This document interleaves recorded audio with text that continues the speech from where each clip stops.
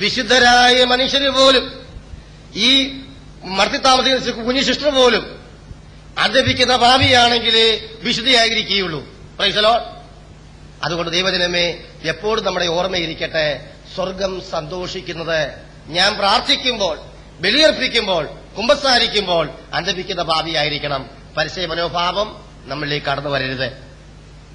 2, കുറെ വർഷങ്ങൾക്ക് മുമ്പ് ഒരു ഇടവക പള്ളിയിൽ ഇതുപോലൊരു ധ്യാനം നടത്തുന്ന അവസരം. ധ്യാനത്തിന്റെ 2ാം ദിവസം വൈകിട്ട് ഒരു 10-22 വയസ്സുള്ള ചെറുപ്പക്കാരൻ എന്റെ അടുത്ത് വന്നേച്ചും പറഞ്ഞു, ബ്രദറെ, ധ്യാനം ഏക്കുന്നില്ല. എനിക്ക് ചിരി വന്നു. ധ്യാനം ഏക്കാതെ കല്ലുകൊണ്ടുള്ള ഏറെ വല്ലതുമാണോ കൊള്ളാനല്ലേ? ധ്യാനം ഏക്കുന്നില്ലെന്ന്. അതിന്റെ കണ്ടീഷൻസ് ഞാൻ ഓരോന്നായിട്ട് ചോദിച്ചു. സുഹൃത്തെ, 2 ദിവസങ്ങളും എല്ലാ പ്രസംഗങ്ങളും ശുശ്രൂഷകളും പ്രാർത്ഥനകളും സജീവമായിട്ട് സംബന്ധിച്ചോ? അദ്ദേഹം പറഞ്ഞു, 2 ദിവസവും എല്ലാ കാര്യങ്ങളിലും പള്ളിക്ക് അകത്തിരുന്ന് തന്നെ ഞാൻ സംബന്ധിച്ചു. അടുത്ത ചോദ്യം ചോദിച്ചു, പാപം? ഇവിടെ പാപത്തെക്കുറിച്ച് ക്ലാസ് എടുത്ത പോലെ 3 മണിക്കൂർ ക്ലാസ് എടുക്കും. കൊച്ചന്റെ മറുപടി, സാറ് ക്ലാസ്സിൽ പുരാനെ അല്ലേ, എല്ലാം ഉണ്ട്, പക്ഷെ ധ്യാനോട്ടെ ഏക്കുന്നില്ല. എനിക്ക് പിടികിട്ടി. അടുത്ത ചോദ്യം ചോദിച്ചു, മോനെ, ആരോടെങ്കിലും എന്തെങ്കിലും വൈരാഗ്യം മനസ്സിലുണ്ടോ? എടുത്ത വായിലെ പറയേ, എനിക്ക് ആരോടും വൈരാഗ്യമില്ല. അതാണല്ലോ മാന്യന്മാരുടെ ഉത്തരം അല്ലേ? ആരോടും വൈരാഗ്യമില്ല. ചുരുക്കി പറയാം, കാര്യങ്ങൾ ചോദിച്ചു പറഞ്ഞു വന്നപ്പം ആ നാട്ടിൽ ആരെല്ലാം ഉണ്ടോ അവരോടെല്ലാം പിണങ്ങിക്കഴിയുന്ന ഒരു മനുഷ്യനാ. ഒരു സംഭവം കൂടെ പറയാം. പാടശേഖരങ്ങൾ അധികമുള്ള സ്ഥലത്താ ഈ കൊച്ചൻ. പൊടി രാഷ്ട്രീയക്കാരനൊക്കെയാ. ഇങ്ങനെ നടന്നു പോകുമ്പോൾ ബണ്ടിനരികിൽ തന്നോട് വഴക്കുള്ള 2 പേരിയ്ക്കുന്നു. ഇവരെ കണ്ടയുടനെ പാടത്തോട്ടിറങ്ങി കൈ ചെളി വറ്റിച്ച് ഷർട്ടെ പാടിട്ടു നിലവിളിച്ചു, തല്ലിക്കൊല്ലുന്നേ, ഓടിവായോ. നാട്ടുകാരെല്ലാം ഓടി വന്നു. കള്ളക്കേസ് കൊടുത്ത് ആ 2 പേരെയും പോലീസിൽ പിടിപ്പിച്ചു. അന്ന് വരെ അവരുമായി രമ്യപ്പെട്ടിട്ടോ ക്ഷമ ചോദിച്ചിട്ടോ ഇല്ല. ധ്യാനിക്കാൻ വന്നിരിക്കുക. ആരോടെങ്കിലും പിണക്കമുണ്ടോ? പിണക്കമൊന്നുമില്ല. ധ്യാനോട്ടെ കേൾക്കുന്നില്ല. എന്താ കാര്യം? ആരോടെങ്കിലും ഭർത്താവ് പണ്ട് വഴക്കണവൻ തട്ടിയതാ, 2 വലിയ 30 രൂപ ലാഭമായതാ. ആ വൈരാഗ്യം കിടന്നാലും മതി. അയൽവക്കത്തുകാരുടെ വൈരാഗ്യം ഉണ്ടല്ലോ ക്ഷമ ചോദിക്കണ്ടേ? ഭർത്താവിനോടല്ല ക്ഷമ ചോദിക്കാനാ അല്ലേ? ഇനി അമ്മായിയമ്മ പണ്ട് അവള് പാപ്പി കൊണ്ട് തന്നതാ, അന്ന് പഞ്ചസാരയ്ക്ക് ഒരു ഉപ്പായിട്ടത് ഇന്നും മനസ്സിൽ വെച്ചുകൊണ്ടിരിക്കുക. സ്വർഗത്തിൽ പോകത്തില്ല മനസ്സിച്ചുകൊണ്ടിരുന്നാൽ. ആരും എന്തെങ്കിലും വൈരാഗ്യമുണ്ടെങ്കിൽ അന്തപിക്കുന്ന പാപിയായി തീരുവാൻ ദൈവജനമേ സാധ്യമല്ല. Price the Lord. ലോകത്തിൽ പ്രശ്നങ്ങളൊക്കെ ഉണ്ട്, പക്ഷേ നമ്മുടെ മനസ്സിൽ ആരോടെങ്കിലും എന്തെങ്കിലും വൈരാഗ്യം വെച്ച് പുലർത്തി ജീവിക്കുകയാണെങ്കിൽ അന്തപിക്കുന്ന പാപിയാകാനോ സ്വർഗത്തെ സന്തോഷിപ്പിക്കാനോ നമുക്ക് സാധ്യമല്ല. എത്ര പുണ്യാളാണെന്ന് പറഞ്ഞാലും. ഇനി ബൈബിൾ എടുത്ത് അത് കാണിച്ചു തരാം. ആദോവായും പാപം ചെയ്തു. ദൈവമായ കർത്താവോടെ വന്നു. വന്നേച്ചും എന്തിനാ വന്നത്?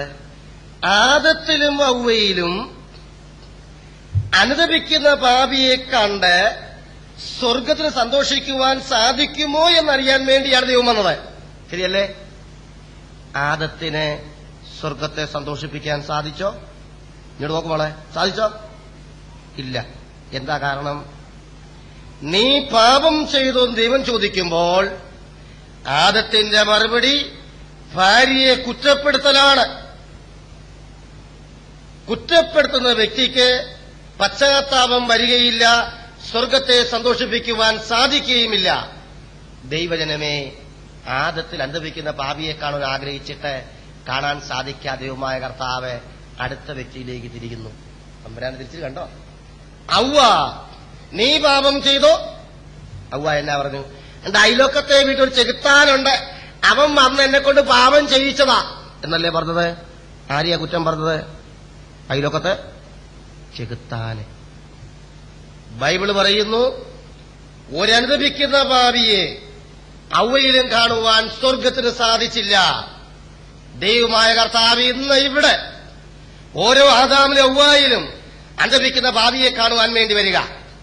ഭർത്താവ് ഭാര്യയെ കുറ്റം പറഞ്ഞുകൊണ്ട്, അല്ലെ മറ്റുള്ളവരെ കുറ്റം പറഞ്ഞുകൊണ്ട്, അപ്പനെ കുറ്റം പറഞ്ഞുകൊണ്ട്, ഭാര്യ ഭർത്താവിനെ, അമ്മായിയമ്മയും മക്കളെയും കുറ്റം പറഞ്ഞുകൊണ്ട്, അല്ലെങ്കിൽ മക്കള് മാതാപിതാക്കളെ കുറ്റം പറഞ്ഞുകൊണ്ട്, നാട്ടുകാരെ കുറ്റം പറഞ്ഞുകൊണ്ട്, അച്ഛനെ കുറ്റം പറഞ്ഞുകൊണ്ട്, കന്യാസ്ത്രീയെ കുറ്റം പറഞ്ഞുകൊണ്ട് വൈരാഗ്യത്തിന്റെ ബന്ധനത്തിലാണെങ്കിൽ ഒരന്തപിക്കുന്ന ഭാവിയെ നമ്മിൽ കണ്ട് സ്വർഗം ഈ ധ്യാനം വഴി സന്തോഷിക്കത്തില്ല. അവരുടെ മക്കളെ ആബേലും കായേനും ദൈവത്തിന് ബലിയർപ്പിച്ചു. ആബേലിന്റെ ബലി ദൈവം സംപ്രീതനായി. കായേൻ സഹോദരനെ കൊന്നു. നോക്കുക ദൈവജനമേ, കരുണാമയനായ കർത്താവ്, നാഥന്മാരുടെ നാഥൻ ഇതാ താഴേക്ക് ഇറങ്ങി വന്നു. ആരുടെ അടുക്കിലേക്ക്? സഹോദരനെ കൊന്ന് ദൈവത്തെ മറന്നു ജീവിക്കുന്ന കായേന്റെ പാപം ക്ഷമിക്കുവാൻ വേണ്ടി. കായേനെ, നിന്റെ സഹോദരൻ എവിടെ? നിന്റെ സഹോദരൻ എവിടെ? നീ കൊന്നത് ആരും കണ്ടില്ലായിരിക്കാം, ദൈവം കണ്ടു. കണ്ടോ? നീ കൊന്നത് ദൈവം കണ്ടു, സഹോദരനെ കണ്ടില്ലായിരിക്കാം. കായൻ എന്താ പറയുന്നത്? ഞാൻ എന്റെ സഹോദരന്റെ കാവൽക്കാരനാണോ? അവൻ ദൈവത്തിന് സഹോദരനെതിരെ പിറുപിറുക്കുക. ദൈവജനമേ, സ്വർഗം കരഞ്ഞു, സ്വർഗം കരഞ്ഞു. എന്നാൽ അടുത്തത് പ്രവാചകനായ ദാവീദ് രാജാവ് വ്യഭിചാരം ചെയ്തു. അവളുടെ ഭർത്താവായ ഉറിയായെ കൊല്ലിച്ചു. എന്നിട്ട് അവളെ ഭാര്യയായി സ്വീകരിച്ചു. ആരും കണ്ടില്ലെന്ന് അവൻ വിചാരിച്ചു. എന്നാൽ നാഥന്മാരുടെ നാഥൻ കണ്ടു. സ്വർഗാദി സ്വർഗ ദൈവമായ കർത്താവ് കണ്ടു. അവൻ നാത്താൻ പ്രവാചകനെ അയച്ചു. നാത്താൻ പ്രവാചകൻ വന്ന് അവനെ ബോധ്യപ്പെടുത്തി, നീ പാപിയാണ്. ദാവീദ് പറഞ്ഞോ, അവളുടെ വസ്ത്രധാരണ രീതി കൊണ്ട് ഞാൻ പാപം ചെയ്തു പോയതാ എന്ന് പറഞ്ഞോ? ഇല്ല. ദാവീദ് പറഞ്ഞു, കർത്താവേ, ഞാൻ പാപം ചെയ്തു പോയി. എന്താ കർത്താവിന് മറുപടി? നിന്റെ പാപം. പ്രൈസലോ. ധൂർത്തപുത്രനുമായി നമുക്കറിയാം. ധൂർത്തപുത്രൻ പറഞ്ഞു, പിതാവേ, മറ്റാരുമല്ല ഉത്തരവാദി. ഞാൻ മദ്യപിച്ചെങ്കിൽ, വ്യഭിചരിച്ചെങ്കിൽ, പാപത്തിൽ വീണെങ്കിൽ, ഇന്ന് ആയുവസ്ഥയിലായെങ്കിൽ മറ്റാരുമല്ല, എന്റെ കുഴപ്പം തന്നെയാണ്. ഞാൻ സ്വർഗത്തിന് നിനക്കുമെതിരായി പാപം ചെയ്തു പോയി ധൂർത്തപുത്രൻ പറഞ്ഞപ്പോൾ സ്വർഗം സന്തോഷിച്ചു.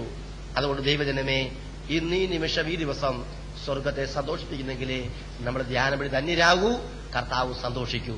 കാൽവരി മലയിൽ മനുഷ്യാത്മാക്കൾ ദാഹിക്കുന്ന യേശു കർത്താവ് എന്നെയും നിങ്ങളെയും നോക്കിക്കൊണ്ട് ഇന്ന് സന്തോഷിക്കണമെങ്കിൽ ദൈവജനമേ, നമ്മളിൽ അനുഭവിക്കുന്ന ഭാവിയെ കാണണം. Price the Lord. എല്ലാം ക്ഷമിക്കും, എല്ലാം മായ്ച്ചു കളയും. യേശയ്യ പറയുന്നത്, നമ്മുടെ പാപങ്ങള് രക്താംബരം പോലെ കടും ചുമപ്പാണെങ്കിലും. ഓർത്തേ, വയസ്സന്മാർ ഓർക്കോ, ഞങ്ങൾക്ക് 10 കൊല്ലമായിട്ട് ഞങ്ങൾക്ക് പാപമൊന്നുമില്ല. എളുപ്പത്തിലെ കാര്യങ്ങളൊക്കെ ഓർത്താൽ മതി, വല്ല ഉണ്ടെങ്കിൽ. പ്രൈസലോ. അതിന് ശരിയായിട്ട് പറ്റാത്ത വെച്ച് കുമ്പസാരിച്ചിട്ടുണ്ടോ ആർക്കറിയാം, അല്ലേ? മറന്നൊക്കെ പോയി കാണും. വയസ്സൊക്കെ ആയിക്കഴിയുമ്പോൾ പാപമില്ല, ഒന്നുമില്ല, വല്ല കുറുകുറുപ്പോ ഒക്കെ മാത്രമേ കാണത്തുള്ളൂ. ഞങ്ങളുടെ നാട്ടിലെ വല്യപ്പന്മാരുടെ കാര്യമാണ് പറഞ്ഞേ. അപ്പം ചെറുപ്പത്തിലെ കാര്യം ഓർക്കുക. രക്താംബരം പോലെ കടും ചുമപ്പാണെങ്കിലും കർത്താവ് വന്നിരിക്കുന്നു മഞ്ഞ് പോലെ വെളുപ്പിക്കാൻ, ദൈവജനമാക്കി മാറ്റാൻ, വിശുദ്ധ ഗണമാക്കി മാറ്റാൻ, സ്വർഗത്തിന്റെ മക്കളാക്കി മാറ്റുവാൻ നാഥന്മാരുടെ നാഥൻ ഈ ദിവസങ്ങളിൽ നമ്മുടെ കൂടെയുണ്ട്. Price the Lord. പ്രവാചകന്മാര് പറയുന്നത്, മേഘങ്ങളെ പോലെ മായ്ച്ചു കളയും, പാപമില്ലാത്തവരാക്കി മാറ്റും. സമുദ്രത്തിന്റെ അഗാധങ്ങളിലേക്ക് നമ്മുടെ പാപക്കെട്ടുകളെ ഇന്ന് യേശു കർത്താവ് വലിച്ച് എറിയാൻ പോകുന്നു. പാപമില്ലാതെ വിശുദ്ധഗണമാക്കി ദൈവത്തിന് സ്വന്തം ജനമാക്കി നമ്മളെ മാറ്റുവാൻ കർത്താവ് ഇറങ്ങി വരുന്നു. Price the Lord. നീ നോക്കട്ടെ, ഇത്രയും കാലം ക്രിസ്ത്യാനിയായിട്ടൊക്കെ ജീവിച്ചു, മാനസാന്തരപ്പെടുന്നവരുടെ ഗുണം നമുക്കുണ്ടോ ഇല്ലയോ നോക്കിക്കോണം കേട്ടോ. വല്യമ്മേ, ഇത്രയും കാലവും ജീവിച്ചു, സ്വർഗത്തിൽ പോകുന്നൊക്കെയാ വിചാരിച്ചിരുന്നത് കേട്ടോ. മാനസാന്തരപ്പെട്ടവരുടെ 3 ലക്ഷണം ഞാൻ പറയാൻ പോവുക. അത് നമുക്കുണ്ടോന്ന് നോക്കിക്കോണം. ഇല്ലെങ്കിൽ സ്വീകരിച്ചോണം, ഇല്ലെങ്കിൽ മറ്റേ പുള്ളി കൊണ്ടുപോകും. പേടിക്കാനൊന്നുമില്ല, സ്വീകരിച്ചാൽ മതി കേട്ടോ. അപ്പോൾ 2 കൊരിന്തോസ് 4:18 മാനസാന്തരപ്പെട്ടവരുടെ ലക്ഷണങ്ങളിൽ ഒന്നാമത്തത്. 2 കൊരിന്തോസ് 4:18.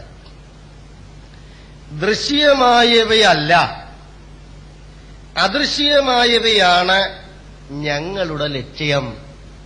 മാനസാന്തരപ്പെട്ടവർക്ക് വേണ്ടി മാനസാന്തരപ്പെട്ട പൗലോസപ്പോസ്തലൻ പറയുകയാ, ദൃശ്യമായവയല്ല ഞങ്ങളുടെ ലക്ഷ്യം എന്ന് പറഞ്ഞാൽ, ദൃശ്യമായതെന്ന് പറഞ്ഞാൽ കാണപ്പെടുന്നത്. കാണപ്പെടുന്നത് എന്താ? ഭാര്യ, ഭർത്താവ്, മക്കളെ, വീട്, വസ്തു, സ്ഥാനമാനങ്ങള്, വള, സാരി, പാന്റ്, ഷർട്ട്, മീശ, അല്ലേ? ഇതൊക്കെയല്ലേ കാണപ്പെടുന്നത്, അല്ലേ? Price the Lord.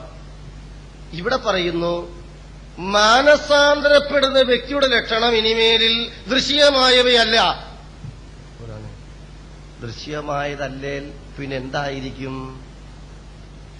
അദൃശ്യമായവയാണ്. എന്താ അദൃശ്യമായത്? സ്വർഗം. Price the Lord. അപ്പോൾ ആരാണ് ക്രിസ്ത്യാനി? ഓർമ്മയിരിക്കട്ടെ, പള്ളി വരണം, പ്രാർത്ഥിക്കണം, അത് വേറെ കാര്യം. എന്തിനു വേണ്ടി പള്ളി വരണം? സ്വർഗം നേടുവാൻ വേണ്ടി ബലിയർപ്പിക്കുന്നവനാണ് ക്രിസ്ത്യാനി, മാനസാന്തരപ്പെട്ടവൻ. പെണ്ണിന്റെ കല്യാണം നടക്കാൻ വേണ്ടിയിട്ട് എന്നും പള്ളി വന്നാൽ സ്വർഗം സന്തോഷിക്കുവോ? ഇല്ല. അയ്യോ, പിന്നെ പെണ്ണിന്റെ കല്യാണം എങ്ങനെ നടക്കുന്നത്? അത് ഈശോ പറഞ്ഞത്, ദൈവത്തിന്റെ രാജ്യവും എന്ന് പറഞ്ഞാൽ സ്വർഗവും അതിന്റെ വചനങ്ങളും സ്വീകരിക്കുന്നവർക്കാണ് എല്ലാം നൽകപ്പെടുന്നത്. അപ്പൊ പെണ്ണിന്റെ കാര്യം നടക്കണമെങ്കിൽ എന്തന്വേഷിക്കണം? സ്വർഗം അന്വേഷിക്കണം. അയ്യോ, ക്യാൻസർ രോഗം മാറണമെങ്കിലോ? യേശു പറഞ്ഞത് ദൈവത്തിന്റെ രാജ്യവും നീതിയും അന്വേഷിക്കുക. അപ്പോൾ എങ്ങനെയാ ഞാൻ കർത്താവിനെ സമീപിക്കേണ്ടത്?